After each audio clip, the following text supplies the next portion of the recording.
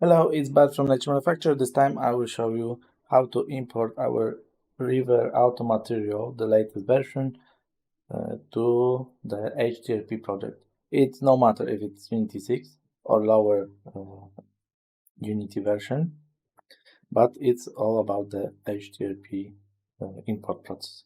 So first of all, you go to the package manager and in your assets, you just import River Auto material.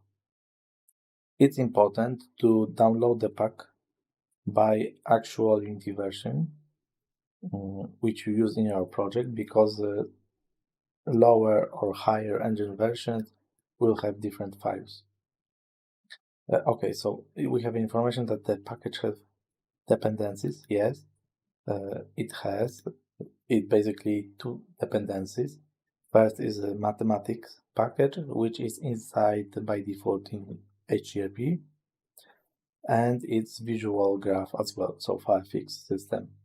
And it's also by default in HTTP. You see that visual effect graph is inside, and the mathematics it's inside as well. And if you do not have this mathematics package inside, you will get errors. So remember about that. Okay, next step is to go to HD and ERP support packs folder and import HTTP support pack. It will provide shaders, materials, demo scenes, whole setup directly for your actual engine version. So that's why if you will use lower package version or higher, you will simply get errors from shaders, or demo scene will not work properly. Okay, after we import that, we go to the demo scene. Let's choose the offset demo scene. And what we have here, first of all, water body is pink. And there are three options to handle that, because it's water, it has a pink subsurface. So it's just information that you didn't add subsurface profile to your engine setup. And first of all, the fastest way to handle that is click fix on any water body material, because all water materials use the same subsurface profile. Just click fix. The second way to handle that, in project settings, in graphics, you have a list, diffusion profile list. So you could use this. Basically, you see that it automatically adds this profile to this list. The bad information is that in different engine version, the diffusion profile is in different place on the graphics or HTTP setup. So that's why the best way is to use fix button. The third option about that is if you go to your volume, so the rendering setup, you could also add subsurface diffusion profile list as well. So you could add this only locally, not for your whole project. This feature have been added by Unity in Unity 6. That's why I show you Unity 6, because I want to show you all the new possibilities. Okay, the water body basically support screen space reflection. To simply turn it on, you go to first of all, you go to the graphics, and there is a camera option, and you turn on in lighting section. Let's find the lighting section. Turn on the screen space reflection. Okay, and the same setting you have to turn on at your HTTP setting that you use. And let's do this. Screen space reflection. Okay, you see, we get nice reflection for our water body. Okay, so that's all about the settings that you have to check in HTTP. Let's maybe talk about what you have new in this River Auto material. First of all, you have a sea simulation. So you have a sea that with non-repetitive waves which grow when they are near the shoreline, so the depth of the water is lower. They grow and they fall and swash the shoreline.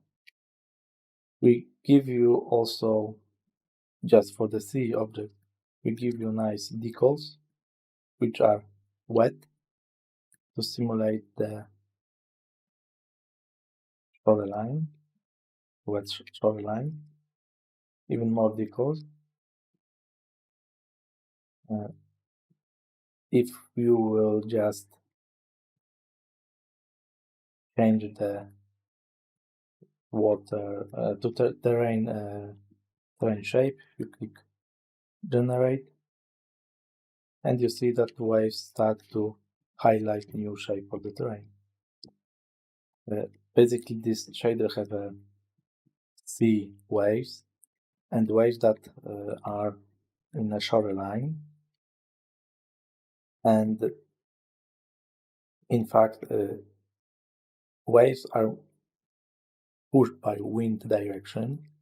It's simply just direction of the flow map of the lake. And if something, for example, if such a sea meet the island, you see that you have a silent area here, so you don't have a directional waves after the island for some time. That's why the effect of the waves is natural. I mean, it's physical proper wave propagation on the water body. So you after cliff which simply hide water from the wind, you don't have a directional waves but polar waves. Okay, so you have different materials for the sea. This one is normal, but you could, for example, change to stormy one, and you can generate, and you have a stormy waves. This whole sea have 12,000 of triangles, but it works even on 5,000. Why not? Just that's maybe set. Okay, you see that it works even on 7,000 as well. Why? Why this looks good on low amount of triangles? Basically, you may notice that triangles become tessellated by GPU or CPU. The time it depends on you. You have a checkbox. At the moment, we advise to use this CPU. So we create the water body triangles only close to the camera. In a far distance, you don't need so many triangles to accent all shapes. Okay, so that's about the C object. Let's maybe focus on other systems that we add. First of all, you have a fence system. So you could place fence object like such a cliff in the shore border or just anyway. And if this object have our mesh coloring script and this object have our shader for cliff or any other 3D model which support wetness, so the vertex color R, if you will move the point, the cliff or any 3D object will become wet automatically. Basically, the fence objects are pretty cool because you place a one span object, one cliff, and object become curved, and you don't see any repetition between models. just because objects become connected and curved, rotated. So very cool new feature. You could use this also for road walls. You could automatically regenerate objects, right? Or by button. So now you could create nice borders of the roads. Same system has been used to generate these pipes. Let's maybe click auto generate, right? And you could get points from the other spline as well. You could automatically generate it or manually. Yeah, so with this fence tool, you could really build nice objects at the scene, and with our shaders on them, you could automatically wet them or heat if you have a lava system. It's up to you. So it's all about the fence system. There will be separated tutorial for it. Let's maybe go to river. River, like always, like before, have automatic waterfalls. We improve the quality of the water. You could see all details here. But also we add some features to the rivers, because in the past you were able to vertex color the river. Like, for example, you were able to clean the foam or add cascades, waterfalls, right? But now, besides of course flow map painting, you have a vertex height painting. And what we have here, we have a noise option. Let's maybe increase the power of the noise, and this noise generates more waterfalls and cascades, but it's by slope. Basically, you could set up in flat water low amount of noise, on the small and big cascade big amount of noise, and of course when the water just go down by gravity, so the slope is very high, you just remove the noise just to get natural effect. So you have a noise by slope, and you have also manual painting for this. So let's maybe paint something just for quick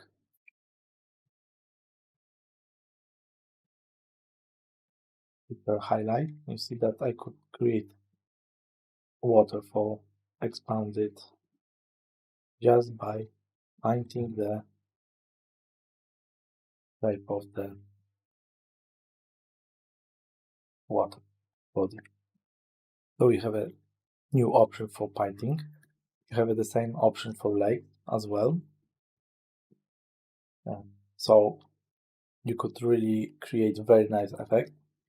With you have also add mesh painting, automatic mesh painting for vertex color, also by slope. So in fact, if you have a, for example, like this path, you have a dirt layer and pebbles and rocks, and you only will be able to spawn, for example, pebbles and rocks if the slope of the spline is high enough. So in a flat area you have a dirt, but in slopes you have a pebbles and rocks. And these were painted by automatic vertex color. And where we get this slope? Besides that, you have a slope on the road. You have an option to snap and take normals from terrain. So you, after you snap, you take normals from tray, and these normals are passed to the terrain normals, and these normals spawn vertex color. So you get nice road, right, with pebbles out of the box. So that's a cool feature, new cool feature at rivers. The same automatic painting you have for a lake. Like before, you have a vertex color painting. For example, at the swamp you could paint layer 1 or automatic or layer 2 by vertex colors. But with automatic painting, you're able to paint this layer from a distance from the lake border. So you paint vertex L color from a distance of, for example, 5 meters, and you get the layer 1, so alga on the lake border. Then you get a mix and clean water, so blue color of the vertex color in the middle. So you get nice natural lake out of the box, right? All effects are automatic. Yeah, this gives you a lot of possibilities. The same situation you have, this lake also could be snapped to the terrain, and they take normals automatically from it. And basically, we spend all 8 layers as HDRP to the up terrain, and we want to add another layer. So, and also with wet feature. So you place a lake with our top cover shader. It even could support multi layers because some of our packs have multiple layers. You place a texture, and also on the border you place a texture which is the terrain texture with same tiling, and you get seamless connection. You could even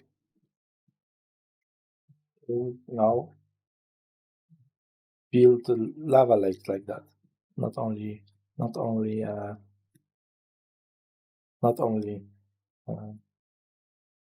for example rocks. Just you could add additional texture to your terrain without any additional shaders. Just you place a lake and place a shader on it. And of course this is vertex color painted. And of course you could change the modify. You could change the height by vertex height painter. Okay. So you have a nice landing. For splines we also add a road setup where you could place another layer. It could be leaves or snow or anything. It also supports wetness. It's vertex color air, for example. And the new core feature, to be honest, is the waterfall. It's basically automatic waterfall. It detects collisions and generates physically accurate water stream, water body. So you place base strength and how the collision should bounce the water, and you generate waterfall out of the box. You could place it on the lake border or river border, or just place it just because somewhere. With control you could add more points.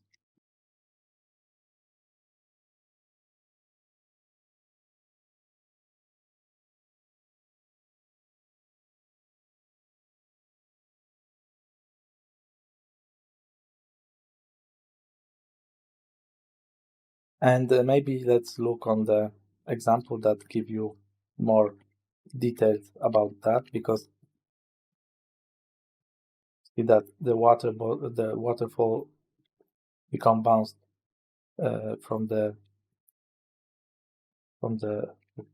boxes, but you could just change this, for example, by changing strength, by water strength on the start, or decreasing it. And you have a layer between physical collisions and direction and collisions from the objects. This waterfall could be user fountain. Simply you could check loop, so you just place few points and loop them. So in the middle you place, for example, lake material, and on the borders you place waterfall, and you have a nice fountain or floating island with water. Okay, that's about the waterfall. All these objects, like lakes, rivers, waterfalls, support physics. First of all, such object